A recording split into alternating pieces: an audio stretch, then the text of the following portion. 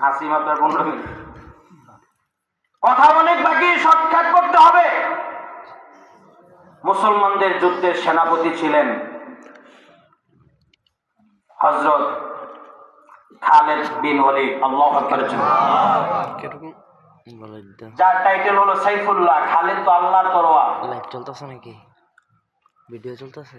মুসলমানরা কঠিন অবস্থায় আছেন, 2 লক্ষ সেনাবাহিনী।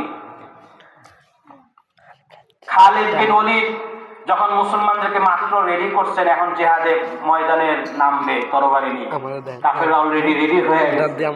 ইতিমধ্যেই ওনার কাছে একটা চিঠি আসছে, তো ঘোড়া দৌড়াইয়া এক সাহাবী আসছে খুব দ্রুত গতিতে, এসে বলেন, খালিদ বিন ওয়ালিদ আপনি যুদ্ধের সেনাপতি, একটু অপেক্ষা করেন, একটা চিঠি আসছে মদিনা থেকে।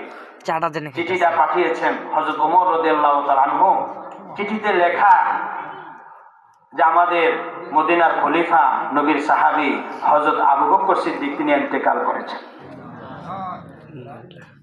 বলেন মুসলমানদের কঠিন অবস্থা। এই সময় আবার দেশের যিনি সরকার, মুসলিম সরকার, তিনিও শহীদ হয়ে গেছেন, দুনিয়া থেকে বিদায় নিয়েছেন। সাহাবীরা আরো ভেঙে পড়ছে। চিঠির পরে লেখা যে আলহামদুলিল্লাহ এখন মদিনার দায়িত্বে নিয়েছেন, খলিফা হয়েছেন নবীর